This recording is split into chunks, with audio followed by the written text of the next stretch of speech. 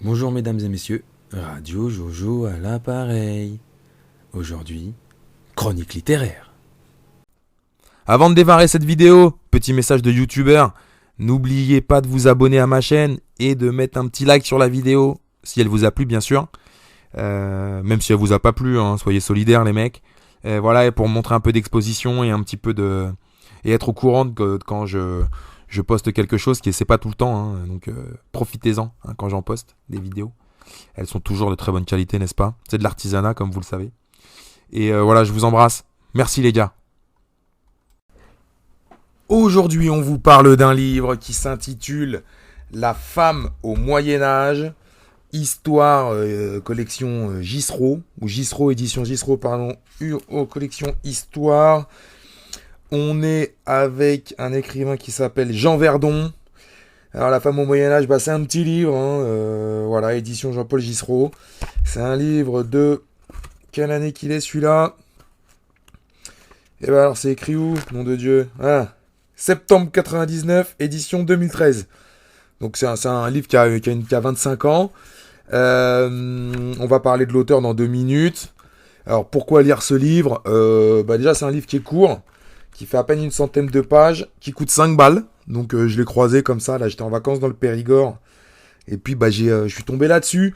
Et alors pourquoi lire ce livre? Tout simplement parce que la femme au Moyen-Âge c'est vachement intéressant comme sujet. Étant donné la vision qu'on donne de la femme au global aujourd'hui dans la société. Et donc c'est intéressant de voir ce que nous dit l'histoire officielle, comme toujours, c'est-à-dire basée sur de la documentation et de la recherche, pour se faire une idée plus précise de la place de la femme aujourd'hui, hier et j'irais même avant-hier. Et donc en parallèle, quelle sera sa place ou quelle devrait être sa place demain. Voilà. Donc on y va. Avant de commencer, un mot sur l'auteur. Jean Verdon, né en 1937 à Châtellerault. Historien médiéviste français. Il a réalisé des études secondaires et supérieures à Poitiers. Il est agrégé d'histoire en 1963. Il enseigne à Poitiers, au préparatoire des classes préparatoires des grandes écoles. Et en 68, il est nommé à l'université de Limoges. C'est drôle parce que je fais un parallèle. C'était là aussi où il y avait... comment il s'appelle le mec sur qui j'avais fait le... Firmin Rose, voilà. Où j'avais fait le livre sur les États-Unis. Bon, c'est un mec qui a une bibliographie fleuve. Voilà, il est membre de la Société de l'Histoire de France. Il a eu le prix Guizot en 2003 pour La nuit au Moyen-Âge. Voilà. Voilà, je vous mettrai son Wikipédia. Bon, c'est un historien sérieux, universitaire, une fois de plus. C'est-à-dire avec des sources solides et longues. Et donc là, il a commencé à écrire en 79 la chronique de Saint-Maxin. Et donc là, ce dont on parle, La femme au Moyen-Âge, c'est un livre de 99. Donc ça faisait 20 ans qu'il écrivait. Donc, et 30 ans qu'il était agrégé, un peu plus, même 35 ans, qu'il était agrégé d'histoire. Donc quelqu'un de très sérieux. Alors comment on va procéder après la lecture de ce livre? On va catégoriser, c'est un livre qui est assez rapide à lire, qui est assez léger, qui est pas compliqué, et qui rappelle en fait les grandes lignes de la vie des femmes au Moyen-Âge et le rôle qu'elles pouvaient tenir dans la société. Donc on va le faire comme ça, il y a différents âges de la vie, et puis après on va parler des rôles, et il y aura un petit commentaire à la fin, de ma part, comme d'habitude, pour, on va dire, mettre en perspective ce qui est retenu dans ce livre. Allez, on y va, c'est parti. Le premier âge, c'est l'âge de la vie de la fille. Donc, c'est la période de la naissance jusqu'au mariage. Donc, faut savoir que dans l'enfance, dans le Moyen-Âge, c'est évidemment les garçons qui sont plus valorisés que les filles. Et par exemple, l'auteur nous parle du fait que c'est les hommes, les enfants garçons, qui sont pris en otage et pas les filles.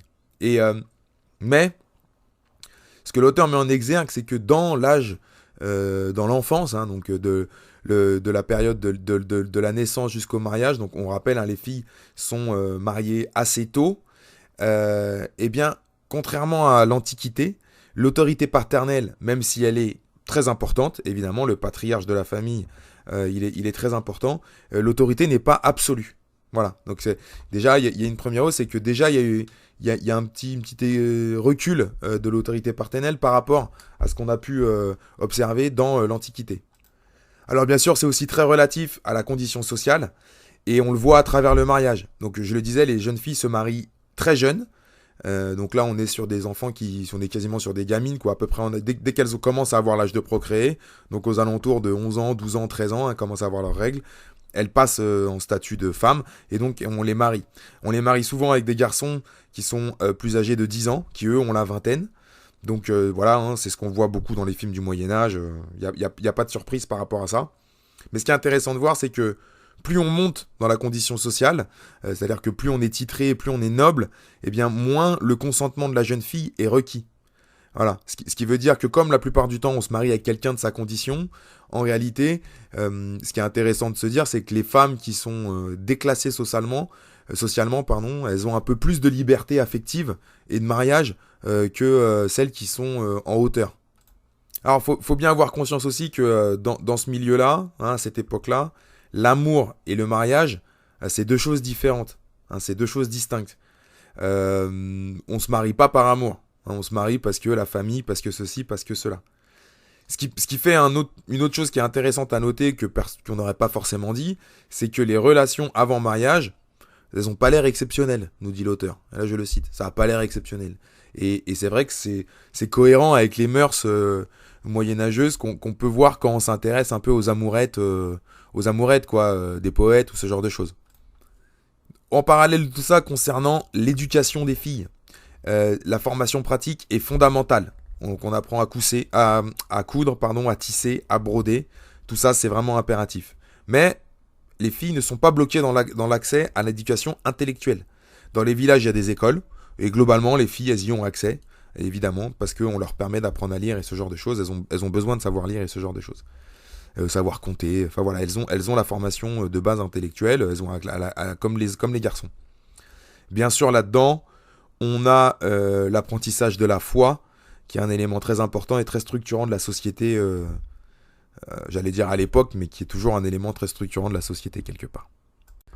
La deuxième partie de la vie de la femme qui est très importante, c'est la vie d'épouse. Donc on le rappelle, le mariage constitue avant tout une réalité économique et biologique, puisqu'il faut des descendants, et économique, puisqu'on se marie avec des gens qui sont de la même condition sociale. Il y a peu de mixité.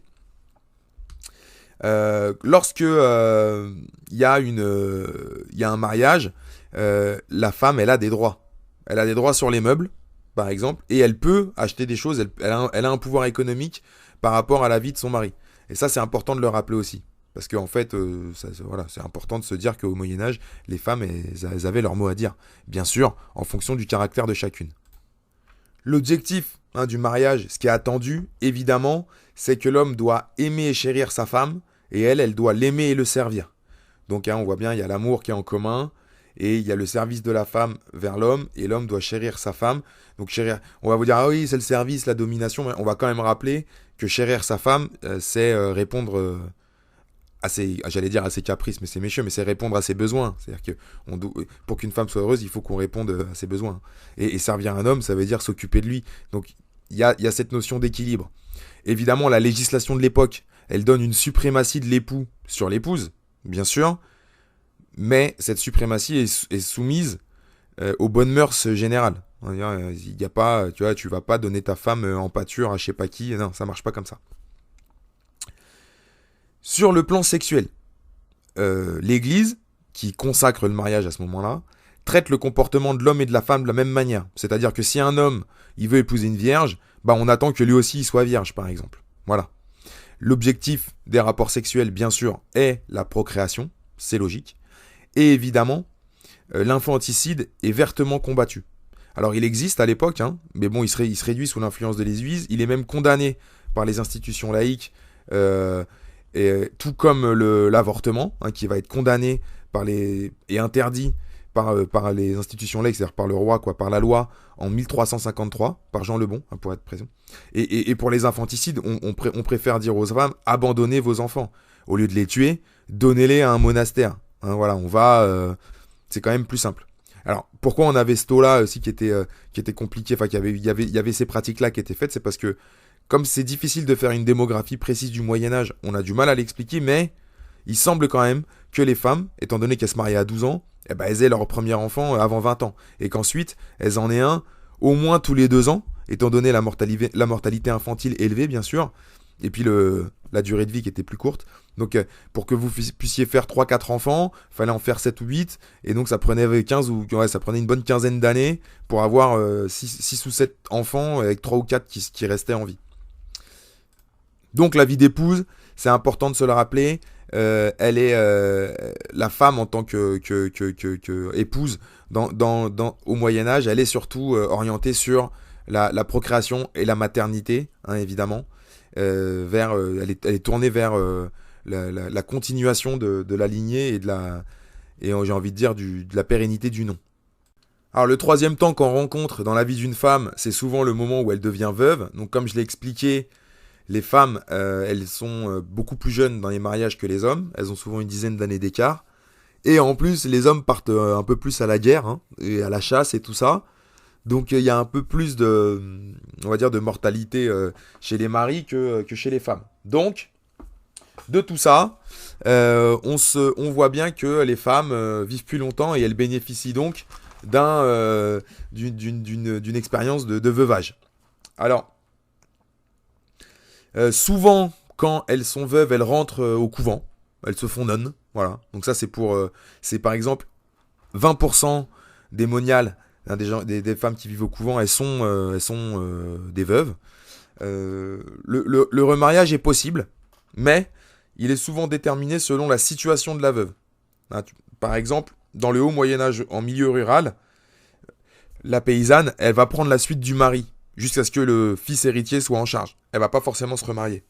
Et là aussi, c'est intéressant de voir que, en fait, plus vous descendez dans les classes sociales, plus la femme est impliquée dans la vie, j'ai envie de dire, réelle et matérielle de la famille et de la société.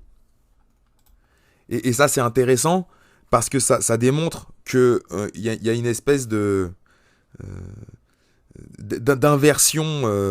d'inversion libératoire ou libératrice ou de liberté, je ne saurais pas exactement comment le dire, par rapport à aujourd'hui, où en fait aujourd'hui, plus on monte dans les classes sociales avec l'argent qui s'est accumulé, plus on est libre de faire, entre guillemets, en tout cas c'est ce qu'on nous explique, plus on est libre de faire des choses. Et alors qu'avant, plus on était de la haute, plus on était contrainte, notamment pour les femmes. Si on doit parler, élargir un peu et sortir du carcan familial pour parler du rôle économique et politique de la femme, l'auteur nous explique que les femmes, elles travaillent, notamment à la ferme, beaucoup autour des bêtes, à la moisson ou aux vendanges. Donc, comme on l'avait déjà dit hein, dans d'autres livres, notamment le livre sur la paysannerie de Bernard Lambert, là, je crois, je sais plus comment il s'appelle, c'est Lambert en tout cas son nom. Il nous expliquait ça, la ferme polyculture. Elle met au travail les femmes, parce qu'on a besoin d'elles dans la basse-cour, et on a besoin d'elles à beaucoup d'égards, parce qu'elle n'a pas de main-d'œuvre gratuite, j'ai envie de dire. Hein. Comme dirait Patrick Bruel au poker, quoi. Pas de carte gratuite, là c'est pareil. Sortie de la ferme, il y a beaucoup de femmes dans le textile. Et globalement, l'archéologie montre que la femme tient une place essentielle dans l'économie familiale. Il y a même dans l'artisanat textile, dont je parlais à l'instant, des métiers qui sont réservés aux femmes. Voilà. Et il y a beaucoup de métiers, nombre de métiers sont mixtes, hein, sont pour les hommes et pour les femmes.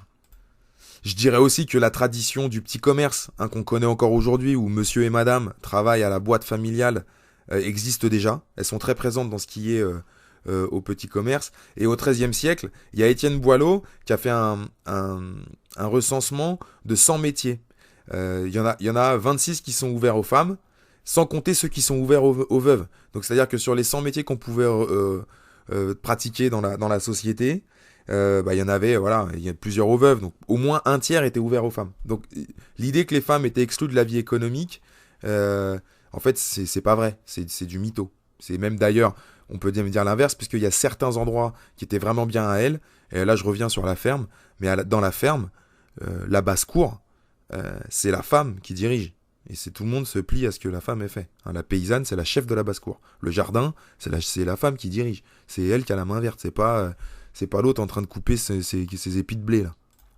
L'auteur, d'ailleurs, note ce que je viens de dire juste avant, mais que c'est à partir du XVe siècle, donc pendant la Renaissance, qu'un certain malthusianisme va apparaître au détriment des femmes. Et ça, c'est important de l'avoir en tête, puisque nous sommes dans la société bourgeoise, qui est quelque part la fille de cette société de Renaissance. Sur le plan politique, c'est différent, ça c'est clair. On voit bien que la femme elle a moins d'influence. On voit deux choses qui existent. Donc évidemment les régences pour les aristocrates, mais ça se résume à peu près à ça. Lorsqu'il y a des guerres longues, type des croisades ou pendant la guerre de 100 ans, où aussi les femmes nobles peuvent avoir la charge du fief du mari pendant qu'il est parti guerroyer. Mais c'est à peu près tout. Par contre, l'auteur nous signale quelque chose qui, je trouve, est intéressant à mentionner, c'est que c'est en région méridionale, hein, il cite la Catalogne en particulier, que le rôle des femmes se ressent le plus tôt et le plus fort. Et c'est intéressant parce que c'est aujourd'hui les endroits où on dit qu'en gros, c'est là où il y a des machistes, quoi, hein, et que c'est dans le nord. Donc c'est rigolo de voir que sur le long terme historique, sur le long cours plutôt que le long terme, oui, le long cours, les choses se sont inversées, ou alors c'est notre manière de voir les choses qui s'est inversée. Sur le rôle culturel, on l'a dit précédemment, les femmes, elles ont accès à l'éducation intellectuelle. Et d'ailleurs, ça va se voir, puisque c'est souvent des moniales de noble naissance, hein, ou des dames laïques qui interviennent pour protéger les artistes. Et ça, on l'a tous vu dans des films ou dans des choses où on raconte, et c'est souvent des femmes qui prennent la défense des artistes, des poètes, ce genre de choses. Donc, on sait que les femmes, elles vont se cultiver à l'école, on sait qu'elles vont aussi se cultiver au monastère si elles passent moniales, avant ou après la vie de mariage. Et donc, ce que l'auteur nous met en exergue, c'est que l'idée de femme inculte au Moyen-Âge, elle est fausse. Les femmes, elles sont aussi incultes au Moyen-Âge que les hommes, et celles qui sont éduquées sont aussi éduquées que les hommes. Ça, c'est très important à garder en tête, parce que c'est souvent une des caricatures qu'on propose du Moyen-Âge, alors que ça, en fait, c'est pas le cas, quoi. Sur le plan religieux, c'est la même chose. Souvent, les femmes, on l'a vu dans maintes et maintes films aussi, elles sont le relais des ecclésiastiques auprès des hommes de pouvoir. Elles écoutent, elles sont plus proches souvent des hommes de religion que les hommes eux-mêmes. Et d'ailleurs, à l'époque de la réforme grégorienne, donc là j'ai plus exactement les têtes, mais je vous mettrai le Wikipédia, l'influence des femmes est notable, nous dit l'auteur. Vers la fin du Moyen-Âge, le rôle des femmes dans la vie de l'Église est net. D'ailleurs, c'est tellement net que dans les fêtes religieuses, les mariages, les baptêmes, mais aussi dans certaines fêtes païennes, de type les fêtes agraires, là, où on fête la fertilité du sol et tout ça, c'est les femmes qui sont mises en avant. C'est elles qui sont montées au pinacle, qui sont portées au nu. Et donc, comment dire, dans le rôle religieux, elles ont aussi une influence qui est réelle et qui est pas innocente. Alors la première chose qui sort, si on doit se risquer un petit commentaire, une des premières choses qui sort quand on lit ce livre, avec ma perspective en tout cas, c'est que la place de la femme au Moyen-Âge, elle montre l'organisation de la société. On se rend compte par exemple en lisant, hein, on l'avait déjà vu avant avec les livres que j'ai mentionnés précédemment, mais que en fait ce qu'on désigne comme le patriarcat à l'époque, hein, et cette image qu'on donne du Moyen-Âge, avec un père tout puissant et des femmes totalement soumises et tout, en fait c'est pas vrai, et ça correspond d'abord à une logique de classe, et cette logique de classe, c'est elle qui organisait la société. C'est le féodalisme, hein, la féodalité qui organisait la société. Et donc effectivement la société, l'organisation sociétale, elle dépendait aussi de cette logique de classe, et le rôle des femmes là-dedans, il était inséré dans cette logique générale. Donc c'est ça qui est intéressant, c'est que plus on monte, moins les femmes ont de liberté en réalité, étant donné que plus on monte, plus elles sont contraintes par cette logique de classe pour maintenir une certaine organisation de la société en place, pas à se soumettre, on va dire, à des contraintes sociétales, quoi. Donc voilà, je pense que vous avez compris où je voulais en venir. Mais ce qui est intéressant, c'est que sur le plan des mœurs, on voit d'abord que c'est les bonnes mœurs qui sont recherchées et pas la soumission de la femme. On l'a dit précédemment, l'Église, elle est exigeante, mais elle met sur un pied d'égalité l'homme et la femme, hein, sur le plan sexuel par exemple, notamment le fait qu'on soit vierge. On n'interdit pas avant, c'est pas étonnant d'avoir des relations avant le mariage, hein, bon, pour les femmes qui peuvent, qui se marient pas à 12 ans, bien sûr, mais pour les autres, pour les paysannes par exemple, qui se marient sûrement un peu plus tard, c'était pas un problème, voilà, elles avaient le droit, elles avaient leur liberté, je dirais, sexuelle, entre guillemets, plus ou moins entre leurs mains, à partir du moment où ça contrevenait pas aux bonnes mœurs, évidemment. Et, et, euh, et le fait que quand elles meurent, elles rentrent au couvent, hein, pour une bonne partie d'entre elles, ça aussi, ça montre que c'est une recherche de bonnes mœurs, c'est-à-dire que une fois que je suis plus marié, bah non, je suis pas.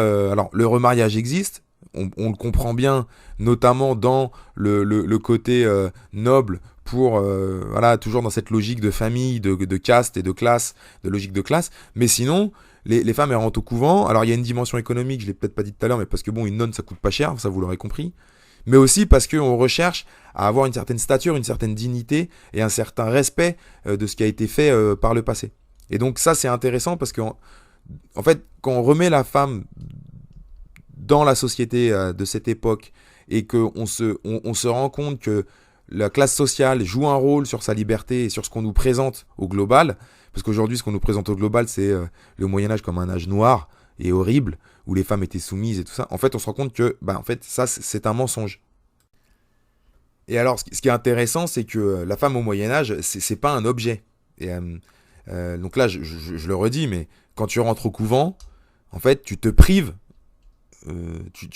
tu mets ta, en fait, tu te coupes du reste du monde. Tout le côté matérialiste qui existe, bah, tu t'en coupes dans une certaine mesure, au moins sur le plan des relations sociales. C'est intéressant parce qu'on rappelle que les femmes, elles ont des droits sur l'héritage. Elles sont libres d'avoir leur relation sexuelle avant le mariage, comme on l'a dit. Elles ont des responsabilités dans la ferme. Donc tout ce qu'on vient de dire, elles ont accès à l'éducation et elles sont mises en avant. Et ça, ce qui est intéressant, c'est que en réalité, on se rend compte que la bourgeoise, donc c'est-à-dire le statut de la femme issue de la Renaissance et de la Révolution, hein, dans sa continuité, dans sa longue continuité historique, donc qui prend corps totalement dans le 19e siècle, issue, qui est cette femme qui reste au foyer, ne travaille pas, vit totalement au crochet de son mari, hein, pour parler vulgairement, et qui en fait, elle a perdu, cette bourgeoise-là, elle a perdu des libertés qu'avait la femme du Moyen-Âge.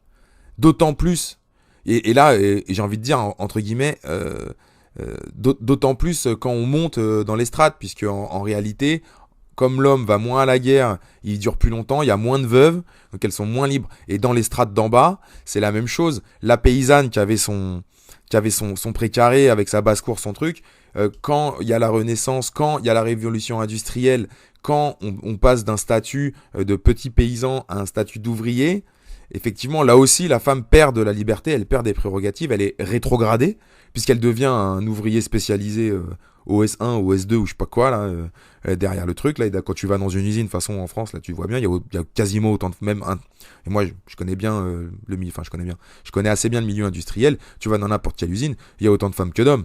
Il y a peut-être un peu plus d'hommes, allez, on va dire, d'accord. Mais franchement, c'est pas net, quoi, et c'est même pas sûr. Et donc, on se rend compte qu'en fait, la femme, elle devient, à travers le progrès technique, elle devient, et donc la révolution industrielle, elle devient soit une bourgeoise qui est, elle, pour le coup, totalement soumise à son mari, puisqu'en fait, elle n'a plus de titre, elle n'a plus rien qui ne la tient, si ce n'est la trésorerie du mari qui rentre. Et je parle, voilà, quand tu deviens femme de médecin, femme d'avocat, enfin, il suffit de prendre les grands classiques là, du 19e siècle, la Maupassant, tout ce que tu veux, là. C'est ça l'image, c'est cette femme-là, c'est ça la bourgeoise.